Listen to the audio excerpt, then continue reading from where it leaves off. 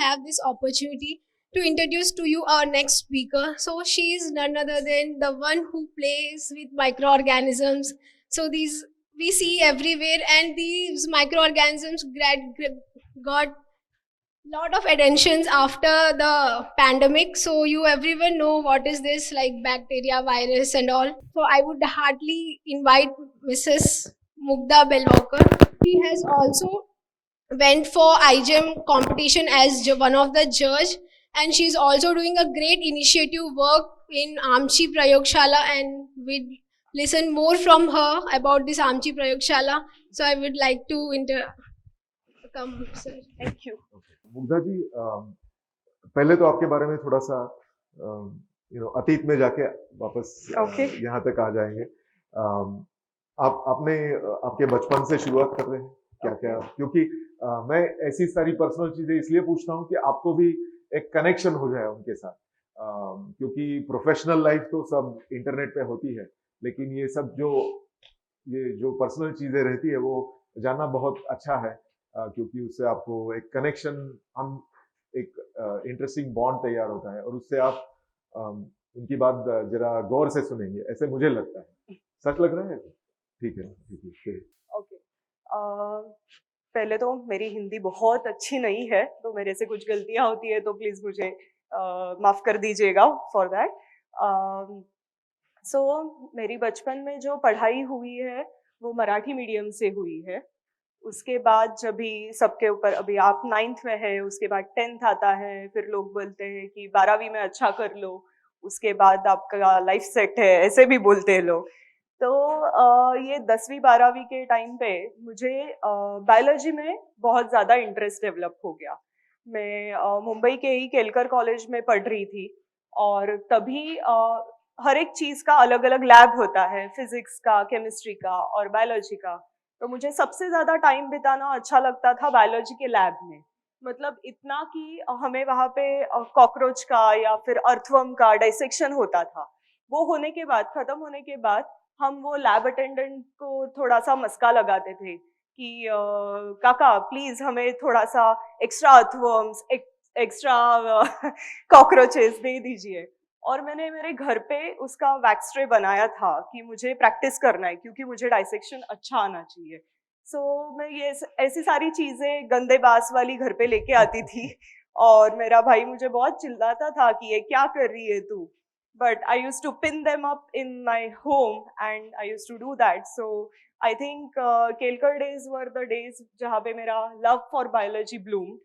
And उसके बाद अगर बायोलॉजी में कुछ करना है तो आइदर MBBS है या फिर मेन स्ट्रीम अपना बेसिक साइंसेस में पढ़ाई है, ऐसे दो ऑप्शंस थे। तो वहाँ पे MBBS नहीं करना था, ये मुझे पक्का पता था, क्योंकि it's a big commitment and it's also financially draining for the parents. So मुझे वो लाइन पे नहीं जाना था, तो मैंने पहले से ही डिसाइड कर लिया था कि आइदर मैं करूँगी तो बायोटेक्नोलॉजी या फिर माइक्रोबायोलॉजी में मैं जाऊंगी। और फिर मेरे पापा के कुछ दोस्त लोग थे, उन्होंने बोला कि अच्छा biotechnology is the applied part, microbiology is बहुत ज़्यादा बेसिक पार्ट, तो you go for that. And that's how I landed up in Ruia. And वहाँ पे फिर मुझे बहुत सारे अच्छे मेंटर्स मिले, और वो मेंटर्स ने मुझे बहुत अच्छे से ग्रूम किया। Right from my first year मैं अलग अलग रिसर्च प्रोजेक्ट्स में पार्ट लेने लगी, एंड वो मुझे अच्छा लगने लगा। मतलब लैब में टाइम बिताना, लैब में अलग अलग चीज़ें खुद से करके देखना, ये मुझे बहुत ज़्यादा अच्छा लगने लगा। And that's how I became committed to research and basic sciences. आपने बैचलर BSc वो यूनिवर्सिटी ऑफ मुंबई से किया, लेकिन MS के लिए आप वडोदरा चली गई, वो कैसे बात हुई? ओके, सो जैसे मैंने बताया कि बैचलर्स में मुझे बहुत सारे अच्छे मेंटर्स मिले थे, तो उन्होंने बोला कि देखो मुंबई यूनिवर्सिटी में लैब्स इतने अच्छे नहीं है, अगर तुम्हें सच में रिसर्च का फ्लेवर लेना है तो तुम्हें कहीं और जाना पड़ेगा। और उसके लिए अभी तो अपने पास बहुत सारे ऑप्शंस है, जैसे कि आईसर्स है, IITs है, एंड पुणे यूनिवर्सिटी में 2-4 अच्छे इंस्टीट्यूट्स है। तो ये सब जगह पे आप देखिए, आप अप्लाई करिए। तो मैंने किया था और उस हिसाब से मेरा 2-4 जगह पे सिलेक्शन हो गया। But MSU Baroda, that is Maharaja Sayaji Rao university of Baroda, ये बहुत ज्यादा फेमस है फॉर माइक्रोबायोलॉजी। एंड मेरे जो तभी के लाइफ में जो इन्फ्लुएंशियल मेंटर्स थे, उन्होंने उनका मास्टर्स भी वहां से किया था। So I was like okay, मुझे यहाँ से ही करना है। That's how I went to MSU Baroda. आपने एक वर्ड यूज किया माइक्रोबायोलॉजी, ये क्या होता है, जरा बच्चों को बताइए। ओके, अगर इसका एग्जैक्ट ट्रांसलेशन करना है माइक्रोबायोलॉजी, तो उसका हमें ट्रांसलेशन करना पड़ेगा कि सूक्ष्म जीवों का अभ्यास। ओके, अभी ये सूक्ष्म जीव क्या होते हैं? ये ऐसे जीव है जो हमारे आजू बाजू में, हमारे बॉडी पे हमेशा है, लेकिन हमें दिखते नहीं है। हमें उनको अलग तरीके से देखना पड़ेगा। ओके, उसके इसका एक छोटा सा एग्जाम्पल बाद में हम देखेंगे एक्सपेरिमेंट के टाइम पे।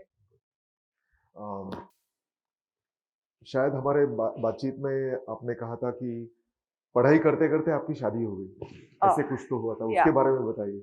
ओके, सो मैं जब भी मेरा मास्टर्स कर रही थी, तभी I was dating a guy and मेरे फैमिली में पता था, दोनों फैमिलीज बहुत खुश थे कि अच्छा ये एक दूसरे से डेट कर रहे हैं एंड ऑल दैट।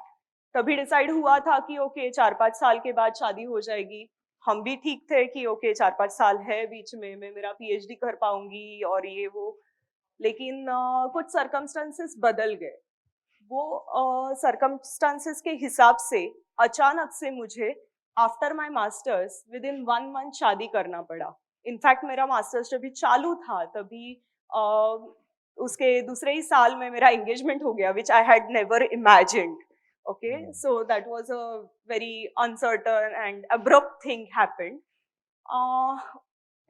जब भी मेरा शादी हो रहा था, तभी at the same time I had applied for PhD positions in many other institutes. मेरा TIFR क्रैक हो गया था JG Bills। इसके लिए मुझे बहुत इंस्टीट्यूट से कॉल्स आए थे for PhD interview. But it happened so that कि मेरे शादी के सब रस्में और इसके टाइम पे ही उनका इंटरव्यूज आ गया। सो मैं बहुत से इंटरव्यूज को ना जा पाई। इसके लिए मैंने फिर वो साल के बाद टीचिंग जॉब ले लिया। मैंने सोचा कि चलो इसका मेरी माँ एक टीचर है, वो गूंगे बहरे बच्चों को सिखाती है, उनके स्कूल की वो प्रिंसिपल है, तो उनसे मुझे बच्चों के साथ रहने का, उनको पढ़ाने का जो जिगर है वो मिला था। इसके लिए मैंने डिसाइड किया कि चलो ये जो बीच का 1 साल है, तभी हम टीचिंग करके देखते हैं, मुझे आता है क्या मैं मेरे माँ के जैसा कर पाऊंगी। So I started with teaching. I became a professor in Ruia, and I did that for a few years, 2 years मैंने किया वो। बट PhD करना है ये कहीं पे तो था ही। तो इसके लिए 2 साल के बाद मैंने फिर से PhD पोजीशन पे ट्राई किया and I started doing my PhD in Ruia. In Ruia. Yes, Ruia में आप PhD करने लगे और उसके बाद में बहुत सारी चीजें हुई वहाँ, तो उसके बारे में बताइए। ओके, सो मेरा जो PhD का टॉपिक है, वो उसमें मेरे को दिलचस्पी मेरे मास्टर्स के डेज से ही थी। तो मैंने तभी डिसाइड कर लिया था कि PhD करूंगी तो ये टॉपिक में करूंगी। इसके लिए मैंने जब भी अलग अलग लैब्स ढूंढे, तभी उस पर बहुत ज़्यादा काम यहाँ पे हो नहीं रहा था। रुइया में मैंने जो मेरे मेंटर है डॉक्टर अनुश्री लोकपुर, उनसे अप्रोच किया, उनको बोला कि मैम आपके अंडर सीट है, आपका एरिया ऑफ एक्सपर्टीज अलग है, लेकिन मुझे ये चीज़ पे काम करना है। So she gave me that freedom कि ठीक है, अगर तूने इतना डिसाइड किया है तो कर ही ले, ट्राई कर ले, नहीं हुआ तो नहीं हुआ, हम कुछ चेंज कर लेंगे, तब तक ये ट्राई कर ले।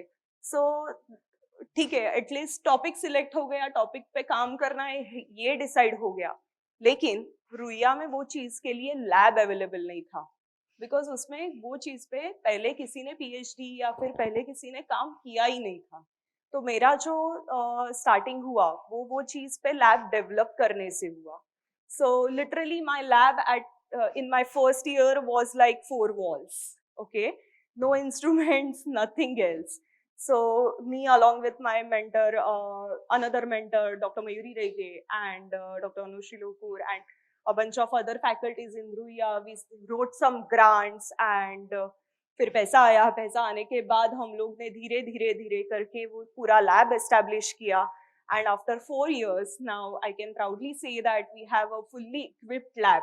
So if anybody else wants to work in that area, which is molecular biology, now we can say that, okay, we have a very good lab which can be compared to TIFRs and INTs. Very good.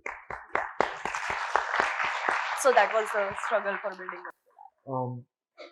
आपने 2-3 words use किए शायद बच्चों की तरफ से, मैं आपको पूछता हूँ उसके बारे में कि माइक्रोबायोलॉजी, मोलिकुलर बायोलॉजी एंड बच्चों का एक बायोलॉजी मतलब मेडिसिन और डॉक्टर बनना है ऐसे रहता है, तो इन सब चीजों से कुछ आपको उन्हें कुछ समझा सकते हैं? ओके, तो ट्रेडिशनली तो हमें इतना ही पता है, बायोलॉजी में कुछ करना है तो मेडिसिन करना है, ज्यादा से ज्यादा फिजियोथेरेपी में जाना है, लेकिन ऐसा नहीं है. ये छोड़ के अपने पास बहुत ज्यादा ऑप्शंस है जहाँ पे हम माइक्रोबायोलॉजी कर सकते हैं, जहाँ पे हम सूक्ष्म जीवों का अभ्यास कर सकते हैं, हम वायरोलॉजी पढ़ सकते हैं, जहाँ पे अभी कोरोना वायरस के बाद आपको वायरसेस का तो पता ही है, तो वायरस पे फोकस स्टडी हो सकता है. हम माइकोलॉजी कर सकते हैं जहाँ पे हम लोग फंगस का पढ़ाई कर सकते हैं. वो छोड़ के हमारे पास बायो एनालिटिकल साइंसेस है, मतलब बायोलॉजी से रिलेटेड जो भी चीज है उसके ऊपर अलग अलग प्रयोग करके उसका पर्टिकुलर चीज क्यों हो रहा है, क्यों नहीं हो रहा है, इसका पढ़ाई करना, ये एक है. Then we have pharma analytical sciences, मतलब अभी हम बीमार हो गए, कुछ हो गया तो हम गोलियां लेते हैं, बराबर. तो वो सारी गोलियां जहाँ पे डेवलप होती है उसके पीछे भी एक साइंस होता है. कौन सी गोली में क्या होना चाहिए, उसका वजन कितना होना चाहिए, वो अंदर लेने के बाद कितने टाइम में अपने पूरे शरीर में जाके उसका इफेक्ट दिखेगा, इसका एक सारा साइंस होता है. तो ऐसे कई सारी ब्रांचेस है. Molecular biology is one of those. ये आमची प्रयोगशाला, उसके बारे में बच्चों को बताइए. Okay. एक आपने नया अभियान चालू किया है और बहुत सक्सेसफुल अभियान है. राइट. तो मैं मेरा जब भी पीएचडी मैंने स्टार्ट किया तभी उसके साथ ही मैंने अलग अलग बच्चों को रिसर्च प्रोजेक्ट्स के लिए मेंटरिंग करना चालू किया.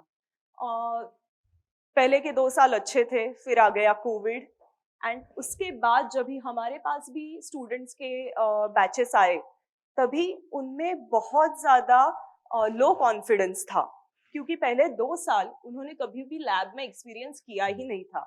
तो डायरेक्टली 3rd ईयर में आके वो लोग लैब में आ रहे हैं और उनको कुछ करने को आ नहीं रहा है. ये जब भी हम लोग ने नोटिस किया तभी हमको ऐसे लगा कि अरे, अगर सिटी में रहने वाले अच्छे कॉलेजेस से पढ़ने वाले लोगों की ये हालत है, तो अलग अलग इंडिया के रिमोट प्लेसेस में रहने वाले, वहां पे सीखने वाले लोगों की क्या हालत हो सकती है. तो क्या हम ये बदलाव लाने के लिए कुछ कर सकते हैं, क्या हम उन्हें लैबोरेटरी का एक्सपीरियंस दे सकते हैं. इसके लिए हम लोग ने इंडिया बायोसाइंसेस नामक एक इंडिया लेवल इंस्टीट्यूट है जो ऐसी सारी उपक्रमों के लिए ग्रांट्स प्रोवाइड करते हैं. तो हमने उनका एक ग्रांट लिखा एंड अभी हम लोग आमची प्रयोगशाला के अंडर क्या करते हैं कि अलग अलग स्कूल्स में जाके उन्हें लैबोरेटरी का एक्सपीरियंस देते हैं.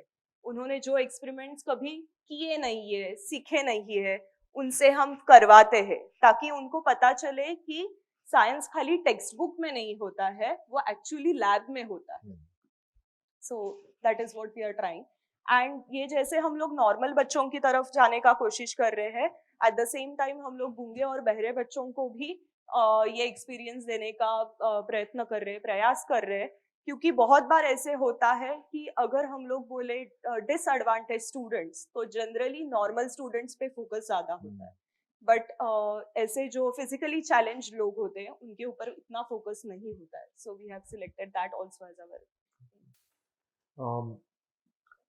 अगर किसी बच्चे को यहाँ के स्टूडेंट्स को बायोलॉजी और ये माइक्रोबायोलॉजी और मोलिकुलर ये क्या है, आपने एक वर्ड यूज किया था, हाँ, उसके बाद. तो मॉलिक्यूलर बायोलॉजी मतलब अभी आप सबको पता होगा कि we are made up of cells, right? Every living organism is made up of cell. So हर एक सेल के अंदर, हर एक कोशिका के अंदर उसके अपने खुद के अलग अलग घटक होते हैं. ये घटकों का अभ्यास ये मॉलिक्यूलर बायोलॉजी के अंडर किया जाता है. स्पेसिफिकली डीएनए, आरएनए, ये अगर शब्द आपने सुने होंगे तो इनका अभ्यास किया जाता है. ओके. एक आखिरी सवाल आपसे पूछता हूँ कि आउटसाइड द क्लासरूम, और मतलब अगर किसी को इस चीज में पढ़ाई करनी है तो क्या क्या रिसोर्सेस है बच्चों को, इन बच्चों को आप क्या एडवाइस दे सकते हो उसके बारे में? अगर आपको बेसिक साइंसेस में पढ़ना है ये सारे ब्रांचेस में, तो आपको 12वीं के बाद उसके लिए एप्लीकेशन करना पड़ता है, जिसकी तैयारी आप 12वीं से पहले भी कर सकते हो. उसमें कोई प्रॉब्लम नहीं है. अपने सरकार द्वारा NPTEL नामक वेबसाइट एस्टेब्लिश किया गया है. उसमें कई सारे कोर्सेज होते हैं जो आप फ्री में कर सकते हो, ताकि आपको पहले ही पता चले कि अरे मुझे ये चीज में दिलचस्पी है या नहीं है, तो वो आप कर सकते हो. उसके अलावा अलग अलग जगह पे वर्कशॉप्स होते हैं. हमारे यहाँ पे भी हम स्कूल के बच्चों को लेके आके उनको लैब दिखाते हैं, वहाँ पे एक्सपेरिमेंट्स कैसे करने इसका एक्सपीरियंस देते हैं. तो ऐसे बहुत से लोग करते हैं, तो आप उनके थ्रू पहले ये जान सकते हो कि आपको ये चीज अच्छा लग रहा है या नहीं लग रहा है. अगर आपको अच्छा लग रहा है तो 12वीं के बाद आइसर्स, IITs इसमें एंड नॉर्मल अपने जो यूनिवर्सिटी के अंडर कॉलेजेस होते हैं उसमें बैचलर्स के प्रोग्राम्स होते हैं, उसमें आपको एडमिशन लेना पड़ता है. और वो आपके 12वीं के मार्क के ऊपर डिपेंड करेगा कि कैसे मिलेगा आपको और कौन से स्ट्रीम में मिलेगा. Thank you. आपके मन में बहुत सारे क्वेश्चंस रहेंगे, लेकिन इनका जो अभियान चल रहा है आमची प्रयोगशाला, उसकी मतलब वो आपको कुछ इंटरेस्टिंग चीजें दिखाने वाले, आपको वहां दिखाई दे रहा होगा. तो शायद आपके क्वेश्चंस हम थोड़े एंड तक रखेंगे. पहले मैं वैदेही जी ना, मैं भी उनके बारे में बताइए, और फिर Okay. सो यहाँ पे मेरे साथ मदद करने आई है मुझे वैदेही जी. वैदेही दीदी आप उनको बोल सकते हैं. तो वो भी PhD कर रही है और उनका स्पेशलाइजेशन का टॉपिक है प्लांट माइक्रोबायोम इंटरैक्शन. सो उनका अलग ही टॉपिक है, ठीक है. सो अभी हम दोनों मिलके आपको कुछ चीजें दिखाएंगे. नॉर्मली हम ये चाहते हैं कि हर एक बच्चा ये खुद से करे, लेकिन अभी अपने पास टाइम कंस्ट्रेंट है एंड बहुत ज्यादा नंबर भी है, तो हम नेक्स्ट टाइम के लिए ये हैंड्स ऑन एक्सपीरियंस रखेंगे. आज डेमोन्स्ट्रेशन देखेंगे. आपको कलरिंग पसंद है, ड्राइंग पसंद है? Okay, great.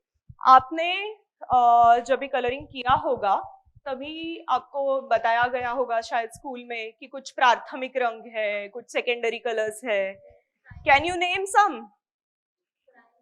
Name some primary colours? Red, blue. Okay, perfect. अभी सेकेंडरी कलर्स क्या होता है? परफेक्ट. दो प्राइमरी कलर्स मिक्स करके जब भी तीसरा रंग बनता है तभी उसको सेकेंडरी कलर्स बनते. अभी can you give me some examples of these secondary colours? Orange. Okay. Green किस चीज से बनता है? ओके. मैंने अगर आपको बोला कि आपके पास ब्लू और येलो है और मुझे ग्रीन कलर बना के दीजिए, आप बना के दे सकते हो? Okay, great.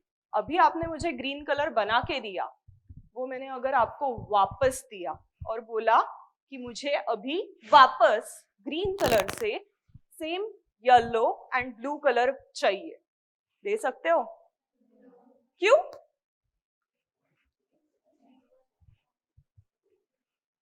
रिवर्सिबल नहीं है? नहीं है? हो सकता है. कैसे? कैसे पता है आपको? हाँ, हम उसमें जो अब ग्रीन कलर हो चुका है उसमें हम येलो और ब्लू है उसमें पार्टिकल अलग हो सकते हैं। कैसे? आपको आंखों से दिखाई देगा कि ये येलो है, ये ब्लू है? तो माइक्रोस्कोप ओह बाप रे, माइक्रोस्कोप के अंदर देख के आप सेपरेट कर पाएंगे शायद। मैम अगर हम उस पेंट को पहले 2 पार्ट्स में डिवाइड करके फिर येलो कलर का अमाउंट ज्यादा डालेंगे तो फिर वो वैसे ही कलर मिक्स थोड़ा सा आ ग्रीन कलर बन गया है। ओके ओके अच्छा छोड़ो, ये भी नहीं। मुझे बताओ, ब्लैक एक कलर है क्या? कभी ब्लैक कलर आपने बनाया है सब कलर मिक्स करके? तो अगर मैंने आपको बोला कि वापस मेरे पास ब्लैक कलर है और इसको अभी मुझे उसके घटक रंगों में सेपरेट करना है, क्या हम कर पाएंगे? नहीं, हम कर पाएंगे। ओके सो हम आज ऐसी एक टेक्निक सीखने वाले हैं जिसको बोलते हैं क्रोमैटोग्राफी। ओके सो हम सिंपली चॉक, स्केच पेन और पानी का इस्तेमाल करके काले रंग को उसके घटक रंगों में सेपरेट करेंगे। ठीक है, करते हैं? एक्साइटेड? Okay let's go. तो अभी जो हम एक्सपेरिमेंट कर रहे हैं उसको चॉक क्रोमैटोग्राफी बोलते हैं और उसके लिए हम ब्लैक कलर के स्केच पेन्स के रंग चॉक पे अलग अलग करने वाले हैं। तो हम चॉक पे नीचे से थोड़ा सा अंतर छोड़ के यहाँ पे एक काला टिक्का लगाने वाले हैं।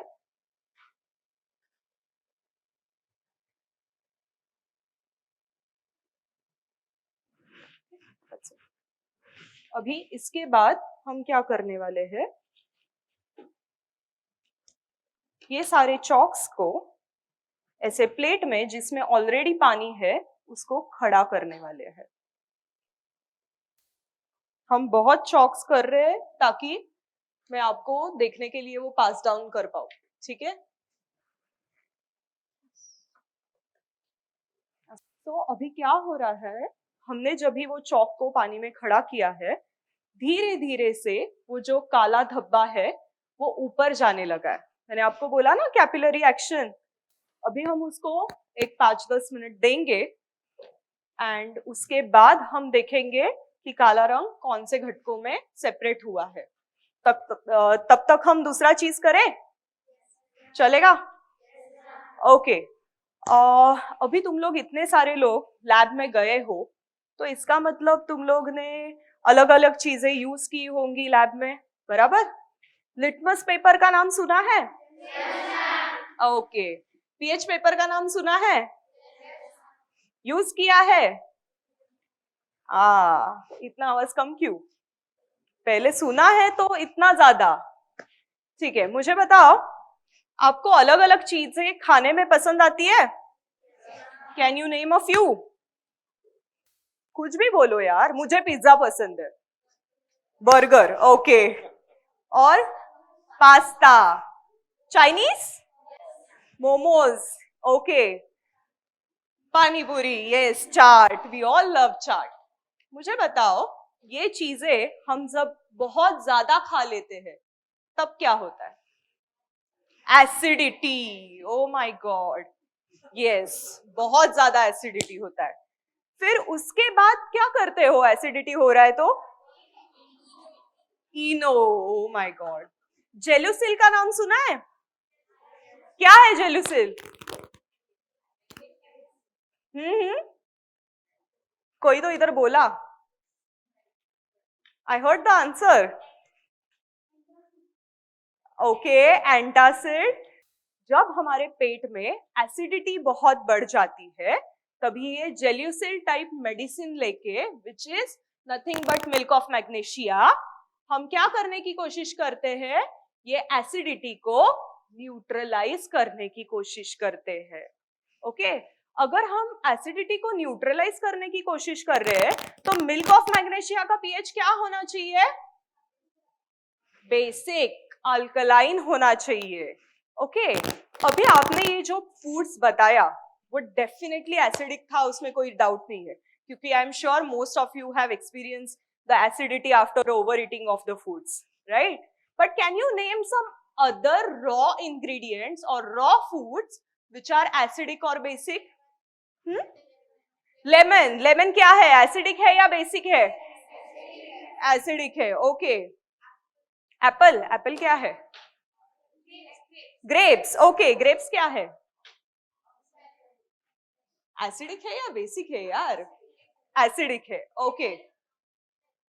विनेगर, ओके, विनेगर क्या है? Acidic, okay. Tamarind, tamarind is okay, tartaric acid, acidic. अच्छा, बेसिक फूड्स क्या है? Baking soda, okay. Turmeric, no. Leafy vegetables खाते नहीं हो क्या? नहीं, इसीलिए पता नहीं है। Those are alkaline foods, okay. Now ये सब मैंने आपको फूड की चीजें बताई, राइट? अगर मैंने आपको दिया संतरा और बोला कि मुझे इसका एसिडिटी है या बेसिसिटी है, वो बताओ, बता पाओगे? कैसे बताओगे? इंडिकेटर यूज करके, ओके। होता है तेरे घर पे? टर्मरिक होता है, very good, yes, okay. But other than that, normally acid substance का एक कैरेक्टरिस्टिक्स है जो सार या फिर खट्टा लगता है, ओके। बेसिक सब्सटेंस बिटरी इन टेस्ट होता है, ओके। अगर मैंने आपको कोई भी रैंडम चीज उठा के दे दी, उसका आप पीएच मुझे बता पाओगे? चख के बताओगे? चखेंगे तो कुछ भी हो सकता है, चखोगे क्या? नहीं, तो उसके लिए हमें क्या लगेगा? Litmus paper. Achi said we need to use some indicators in order to find out the pH of a substance. We have got some home cooked pH indicator. Okay, so ये जो pH indicator है जैसे वो गुलाब के पंखुड़ियों से बना है, okay. So it's going to look something like this. Achi said hibiscus से भी उसको बना सकते हैं हम, टर्मरिक से बना सकते हैं, अलग अलग चीजों से बना सकते हैं, बट आज हम लोग ने गुलाब के पंखुड़ियों से बना हुआ पीएच इंडिकेटर लाया है. You can call it gulab jal, okay, because it is nothing but gulab jal, गुलाब की पंखुड़ियां एंड वाटर, ओके. सो ये इसमें जब हम एसिड सब्सटेंस डालेंगे तभी इसका रंग और गाढ़ा पिंक हो जाएगा, ओके. और जब हम बेसिक सब्सटेंस डालेंगे तभी इसका रंग येलो हो जाएगा, येलो की तरफ जाएगा, डिपेंडिंग ऑन कितना अल्कलाइनिटी है, ठीक है. तो अभी वैदेही दीदी ने कुछ सैंपल्स लाया है, मुझे पता नहीं वो क्या क्या है. क्या तुम मेरी हेल्प करोगे वो एसिड है या बेस है आइडेंटिफाई करने में? Okay, let's do it. Observe the colour properly, okay.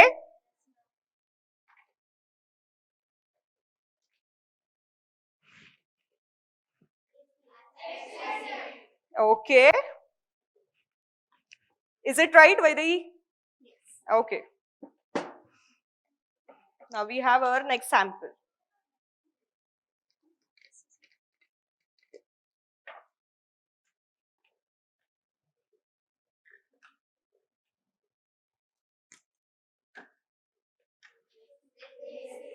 Pakka?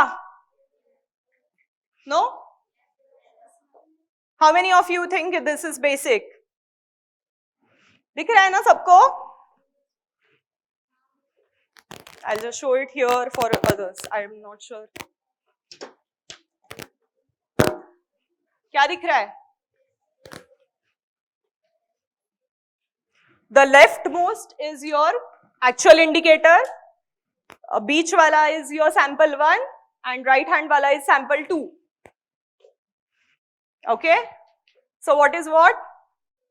Beach wala is? Okay. Second wala is, rightmost is? Basic. Pakka? Okay. Now tell me, can we neutralize the acidity and basicity of these two substances and get the original pink color back? Can we? We just need to. दो अलग colour है. Let's mix it.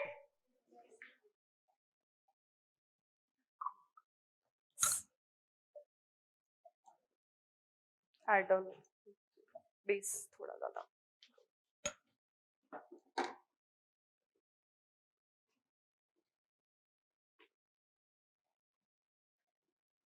हो रहा है? The volume is extra. Let me remove it.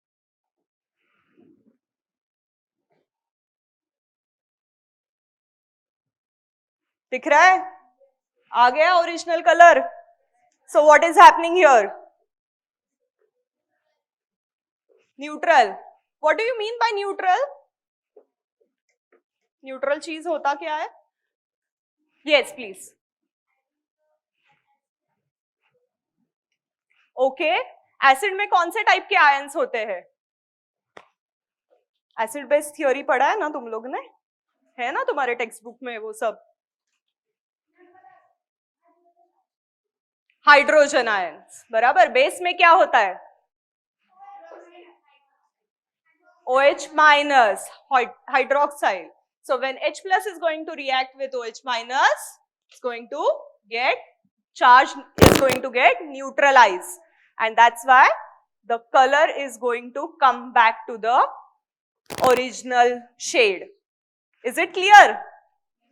अभी तुम लोग ने मुझे बताते वक्त दो तीन चीजें बताया जिससे हम लोग pH इंडिकेटर बना सकते हैं. एक था हिबिस्कस का फ्लावर्स, एक था हल्दी. Can you think of some more ways? Beetroot का नाम सुना है? Can we make it using that? We can. लाल वाला कैबेज देखा है? उससे भी हम बना सकते हैं. ओके. देन इसका फ्लावर देखा है? उसको शंख पुष्पी का फ्लावर बोलते हैं. देखा है? गोकर्ण मराठीत. हा असेल ना घरांमध्ये? त्याच्यापासून पण बनवू शकतो. ओके. सो क्या तुम लोग घर पे जाके अपना खुद का pH इंडिकेटर बनाओगे? Will you try a few things with that? The chalk thing is done. I am going to pass down a few chalks. In each row, I want you guys to observe and tell me what are the colors in that.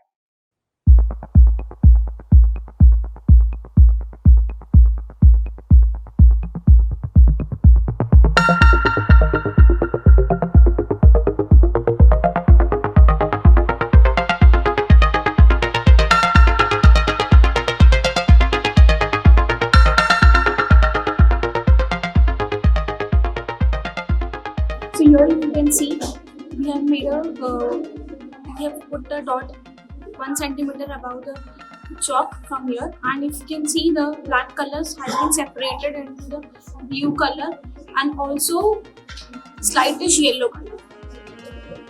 मुझे microscopic organisms को खुले आंखों से देखना है. हम उनको बिल्कुल भी देख सकते हैं. उसके लिए हमें क्या करना पड़ेगा? उसके लिए हमको माइक्रो ऑर्गेनिजम्स को फीड करने का खाना बनाना पड़ेगा. ओके. तो वो खाना मैं आज लेके आई हूं ऑलरेडी. ओके. तुम लोग ने जेली खाया है? हाँ. तो वो जेली में, जेली जिस पदार्थ से गाढ़ा बनता है उसको अगार बोलते हैं. ओके. वो सेम जेली वाला चीज यूज करके ये मैंने माइक्रो ऑर्गेनिज्म का खाना बनाया है जिसको बोलते हैं न्यूट्रिएंट अगार. ओके. न्यूट्रिएंट मतलब पोषक तत्व होने वाला उसका अगार. अगार क्यों बोल रहे हैं? क्योंकि खाली हमने उसको गाढ़ा बनाने के लिए वो जेली वाला चीज डाल दिया है. ओके. और ये जो चीज है उसको बोलते हैं पेट्री प्लेट. क्या बोलते हैं? Okay, good. तो अभी हम क्या करने वाले हैं? हम हमारे खुद के बॉडी पे होने वाले माइक्रो ऑर्गेनिजम्स देखने वाले हैं. करें? ओके. सो उसके लिए जो भी आपका बॉडी का फेवरेट पार्ट है उसका खाली इंप्रेशन यहाँ पे ये पेट्री प्लेट पे लेना पड़ता है. तो हम लोग ने ऑलरेडी आपके लिए ये किया है. वो कैसे? ये प्लेट खोलने का Okay, and you just press your fingers. You can press your thumb, whatever. Okay, और ये करने के बाद simply put it like this. ये करने के बाद उसको बंद कर देने का, and you keep it like this for 24 hours. कितना hours? तो अभी कल मिलते हैं, चलेगा ना? Okay, but we have already done this for you, and we have got some nice flora, human flora for you to see. हम लोग ने कहाँ से निकाला है ये ह्यूमन फ्लोरा? आपके नाखून से, बालों पे, your scalp. Then we have taken thumb impressions of your thumb impressions. We have also taken thumb impressions after washing with soap. Covid के टाइम पे बोला गया था ना कि अच्छे से हाथ धोया करो वगैरह वगैरह.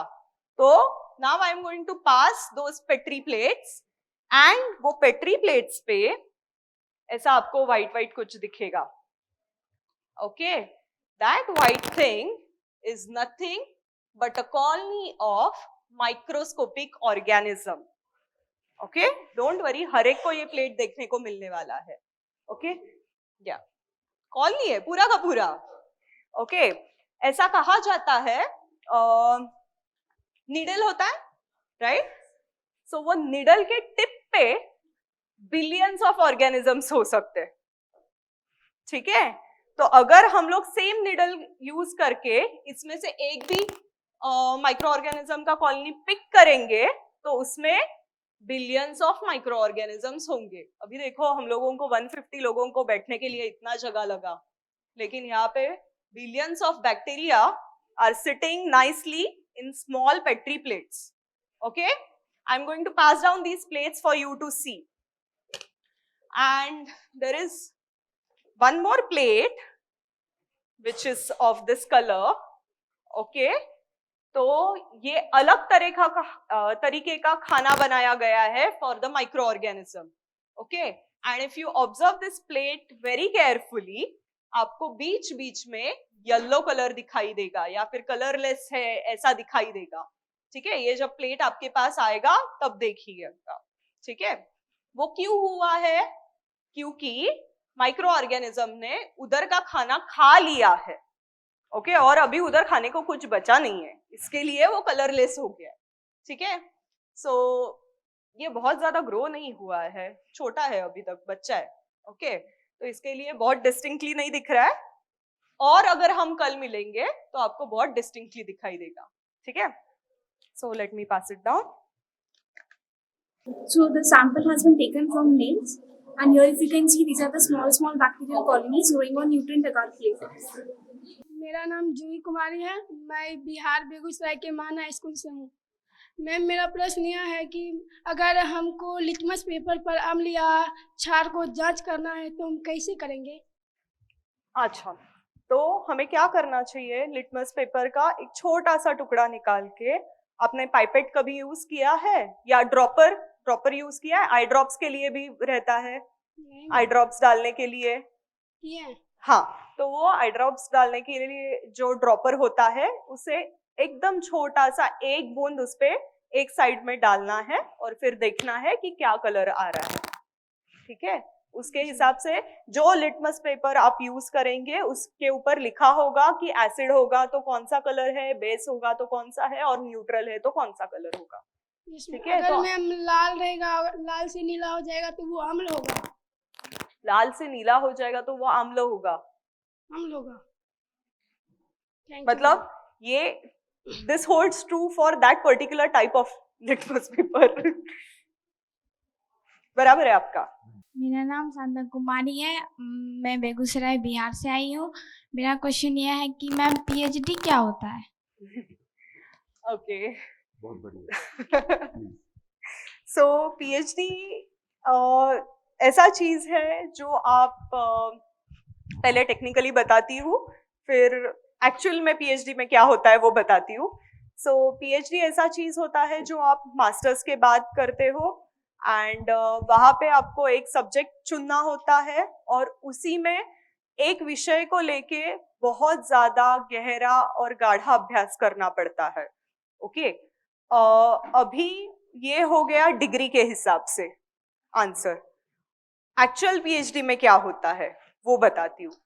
एक्चुअल पीएचडी जब भी आप स्टार्ट करते हो तभी उसके बाद आप में एज अ पर्सन बहुत ज्यादा बदलाव होते हैं. आप अलग अलग चीजें सीखते हैं. पहला चीज होता है लोगों से बात करना, जो हम लोग ने मास्टर्स तक बहुत ज्यादा किया नहीं होता है. दूसरा चीज होता है लोगों को अप्रोच करके उनसे मदद मांगना सीखना, वो भी आप सीखते हो. तीसरा चीज होता है कि आप जब भी ग्रांट्स लिखते हो तभी आप एज अ राइटर बहुत ज्यादा इम्प्रूव होते जाते हो. चौथा चीज होता है आपको अलग अलग बच्चों को मेंटर करना होता है, यानी कि उनको मदद करनी होती है फॉर डूइंग देयर रिसर्च. तो आप एज अ टीचर भी ग्रूम हो जाते हो. तो ये सारी चीजें आपके साथ होती है जब आप पीएचडी में आते हो. पीएचडी ये फॉर्मल डिग्री है, degree of philosophy. So you want to understand a philosophy of a particular subject. ठीक है, बहुत बड़ा जर्नी है. और I think I would like to add this at this point कि हमारे पास पीएचडी में पीएचडी के बच्चों की मेंटल हेल्थ के बारे में ज्यादा बातें नहीं की जाती है. ये एक बहुत ज्यादा बड़ा कमिटमेंट होता है और उसमें 90% टाइम्स डाउन्स होने वाले हैं और 10% टाइम अप्स होने वाले हैं, at least with respect to science. And आपको अपने हिसाब से, अपने साइकोलॉजी के हिसाब से एक कोपिंग मैकेनिज्म लेना पड़ता है, जहाँ पे आपका जब भी अच्छा नहीं चल रहा है फिर भी आप वो चीज को कमिटेड रहो एंड आगे बढ़ो.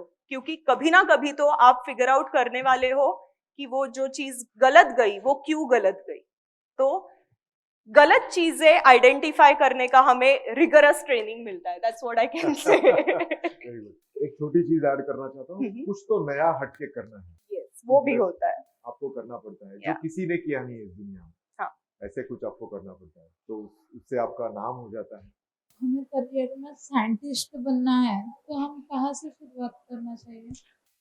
ओके, तो साइंटिस्ट बनने के लिए आपको ऐसा कुछ फॉर्मल डिग्री में एनरोल होने का जरूरत नहीं है. आपको जो चीजें अच्छी लगती है, आप अगर क्यूरियस हो और आप वो चीजें ट्राई कर रही हो, तो वहां पे ही आपका साइंटिस्ट बनने का जर्नी चालू हो जाता है. और उसके बाद फॉर्मल डिग्री के लिए आप 12वीं के बाद बीएससी, एमएससी या फिर bachelors, masters in different things, इसमें एनरोल करके फिर बाद में पीएचडी कर सकते हो. पीएचडी के बाद पोस्ट डॉक भी आता है, which is post doctoral fellowship. तो मतलब ये रिसर्च चालू ही रहता है. आपको अगर उसमें दिलचस्पी है तो आप कितने भी छोटे उम्र से उसमें ट्राई कर सकती हो, लेकिन फॉर्मल डिग्री के लिए आपको 12वीं के बाद एनरोल करना पड़ता है. Hello ma'am, my name Hello. Is Bhagyashree. I am from JNV Yavatmal. Ma'am, हमें माइक्रोबायोलॉजी करने के लिए कितना समय लगेगा? तो टिपिकली अभी तक बैचलर्स 3 साल का हुआ करता था. अभी नेक्स्ट ईयर से बैचलर 4 साल का होने वाला है, बिकॉज नेशनल एजुकेशन पॉलिसी आ रहा है. तो 4 साल का बैचलर्स होगा. उसमें हर एक ईयर में आपको एग्जिट ऑप्शन भी होगा. मतलब आपको फर्स्ट ईयर ऑफ माइक्रोबायोलॉजी करके ऐसे लग रहा है कि आपको ये पसंद नहीं आ रहा है, तो आप फर्स्ट ईयर के बाद एग्जिट कर सकते हैं. उसका आपको सर्टिफिकेट मिलेगा. तो ये 4 साल के लिए होगा. उसके बाद मास्टर्स 2 साल के लिए होता है अगर आप बाय पेपर्स करो तो. अगर आप बाय रिसर्च करो तो 3 साल का होता है. और उसके बाद पीएचडी 5-6 साल. मैम, इसमें कुछ एज लिमिट्स वगैरह है क्या? सो टेक्निकली अगर आपको जेआरएफ चाहिए फॉर पीएचडी तो उसके लिए एज लिमिट होता है. I think it is 35 years for women. My name is Isha. I'm from JNV Kolhapur. Hello. My question is कि माइक्रोबायोलॉजी में पीएचडी करने के बाद क्या क्या करियर ऑप्शंस है? ओके, तो ये एक बहुत बड़ा सवाल है. तो आप पहले तो एज अ प्रोफेसर कहीं पे काम कर सकते हो. उसके बाद आप अलग अलग कंपनियां होती है, जैसे कि आपने सुना होगा शायद सिप्ला या फिर झंडू, ये सब नाम देखे होंगे, बराबर. तो ऐसी कंपनियों में आप एज अ R&D साइंटिस्ट करके लग सकते हैं। कुछ लोगों को खुद का कंपनी एस्टैब्लिश करना होता है, वो भी वो कर सकते हैं। तो रिसर्च ओरिएंटेड सब जगह पे आपको जा सकते हो। फूड माइक्रोबायोलॉजिस्ट होते हैं, तो आपने देखा होगा तो अपने पास अलग अलग पैकेज्ड फूड्स वगैरह आते हैं, तो वो सही तरीके से पैकेज हो रहे हैं ना, उसमें कुछ मिलावट नहीं हो रही है ना, उसमें कुछ हार्मफुल माइक्रो ऑर्गेनिजम्स नहीं आ रहे हैं ना, ये आप देख सकते हो। इसके अलावा आप गवर्नमेंट की बहुत सारे जॉब्स होते हैं जिसमें आप as a food security authority करके ज्वाइन हो सकते हो। Hello ma'am, I am Ayushi from Delhi Public School, Paradip Refinery. Ma'am, I have a question I know that cyanobacteria are prokaryotic cells, and we also know that prokaryotic cells does not have a defined nucleus. Yeah. Though every species goes through a evolution, so the cyanobacteria has also crossed its evolution. Oh, okay. This is a very specific question, and by no means I am any master of the cyanobacteria field. But what I know is, हर एक जीव जो जन्म लेता है वो evolution के through जाता ही है। सो साइनोबैक्टीरिया, सी, जब भी ये पृथ्वी का निर्माण हुआ तभी ऑक्सीजन जीरो था, जीरो। ओके, उसके बाद सबसे ज्यादा था नाइट्रोजन, तो उसके बाद थोड़ा थोड़ा करके ऑक्सीजन का निर्माण होता गया, वैसे अलग अलग जीवों का निर्माण होता गया। तो साइनोबैक्टीरिया भी अगर हम उनको देखने जाए तो बहुत पहले से पृथ्वी पे है, तो आई एम श्योर कि अभी जाके साइनोबैक्टीरिया में भी बहुत सारा इवोल्यूशन हुआ होगा, बट मेरा वो एरिया नहीं है, so I would not like to talk about any specifics on that. ये भी एक महत्वपूर्ण बात आप पीएचडी में सीखते हैं कि जिस चीज की आपको कुछ पता नहीं होगा, ज्यादा पता नहीं हो, तो आप एडमिट करते हैं कि ये मुझे इसके बारे में पता नहीं है। समझ आई बात? Thank you so much. Thank you for having.